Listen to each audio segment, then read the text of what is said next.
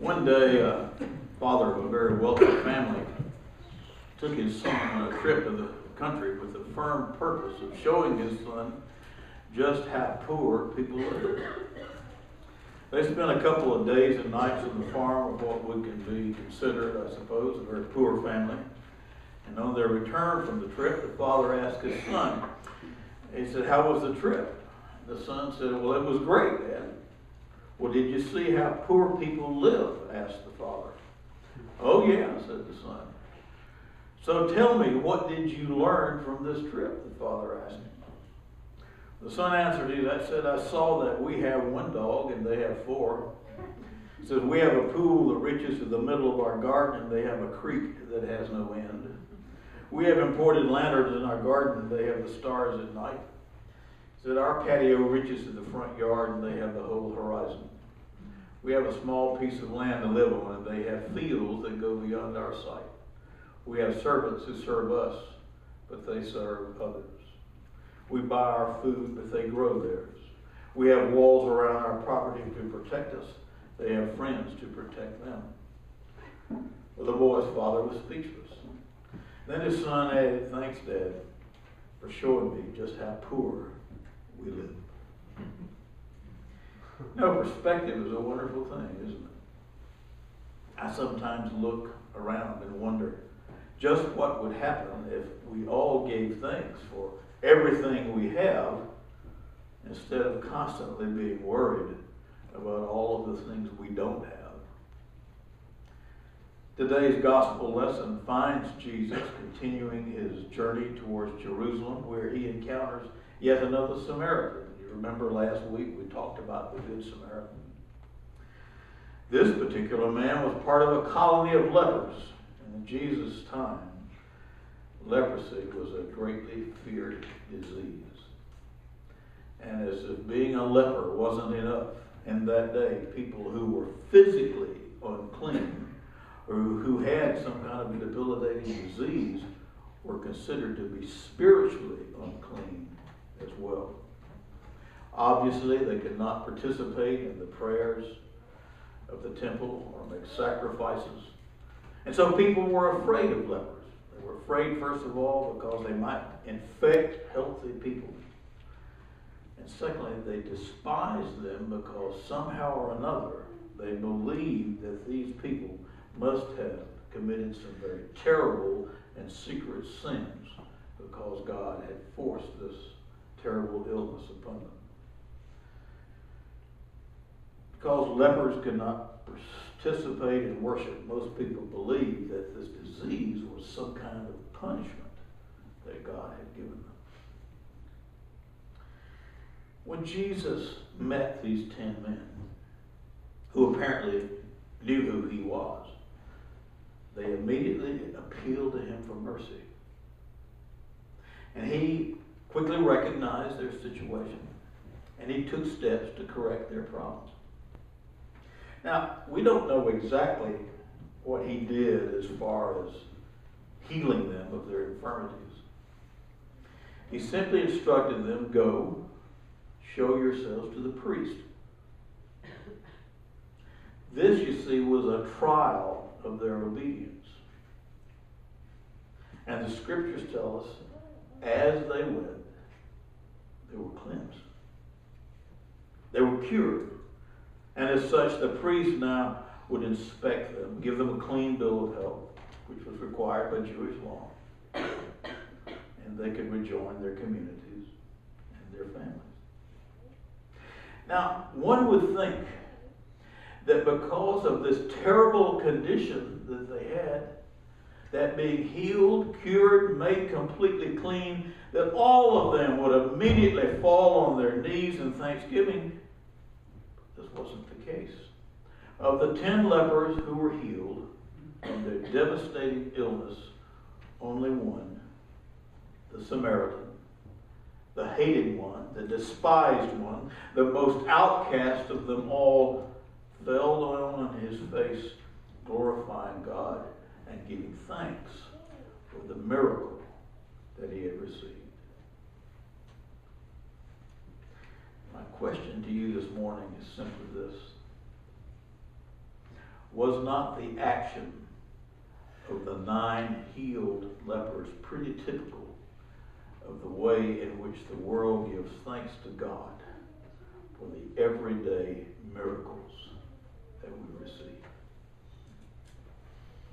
It's a story about a postal employee who opened and read all of the mail which came to the dead letter office in Washington, D.C.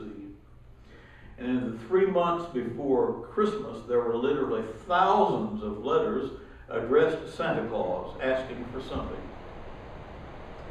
Yet in the months after Christmas, there was exactly one card addressed to Santa, thanking him for all of the Christmas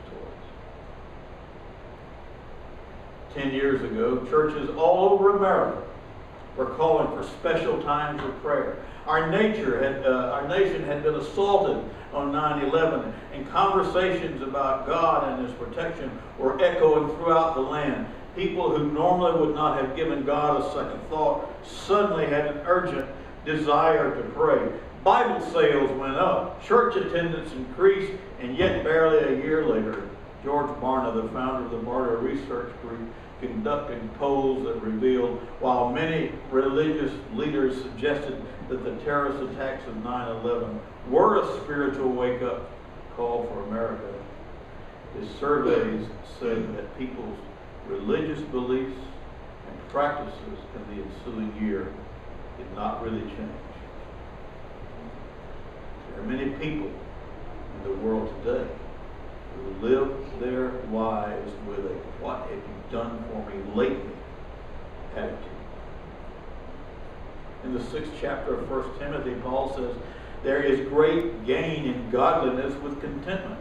And when we look at the world from the standpoint that the world owes us everything, contentment is never achieved.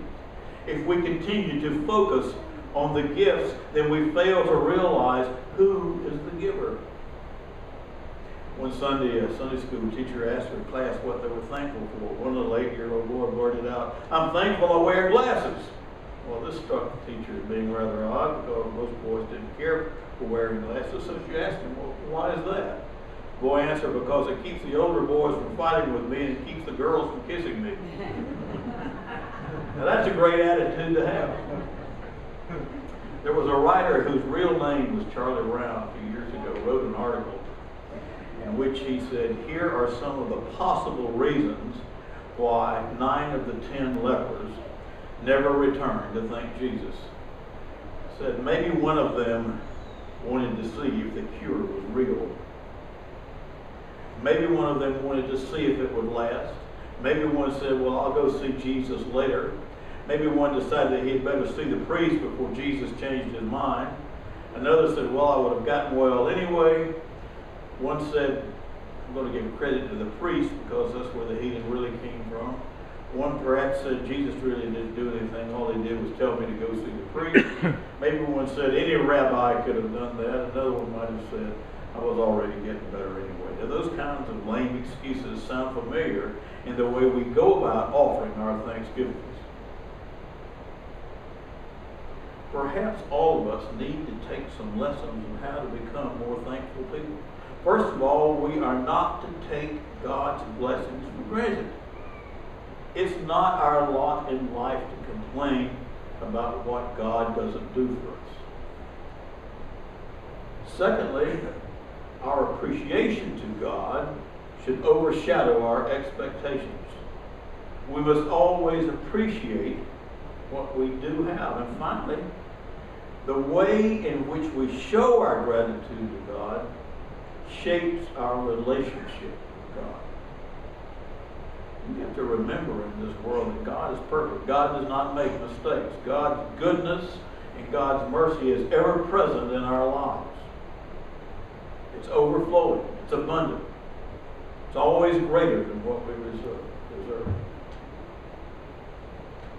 I'll tell you a story about a lady named Carol who decided she wanted to do something nice for her neighbor next door, Mrs. Smith. And so she baked a pie and carried it next door. And when Mrs. Smith opened the door, she was surprised to see her holding a pie.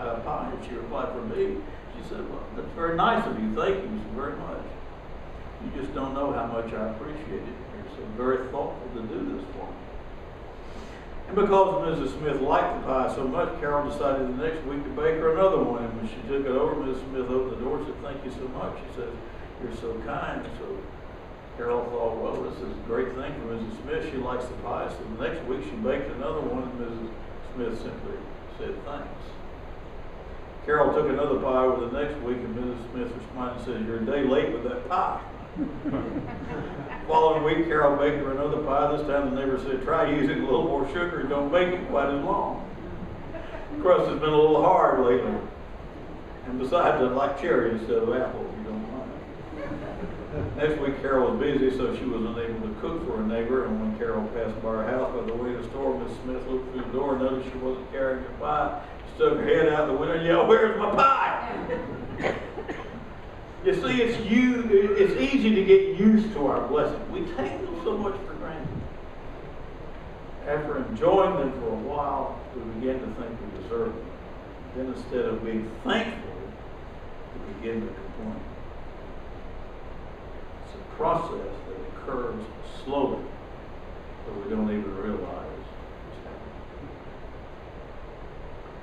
When the leper was miraculously healed by Jesus, he rightly went back to Jesus and thanked him for his grace. And all of us have many, many reasons to be thankful, notwithstanding the precious gift of Jesus Christ, that unspeakable gift for which all of us must be eternally thankful.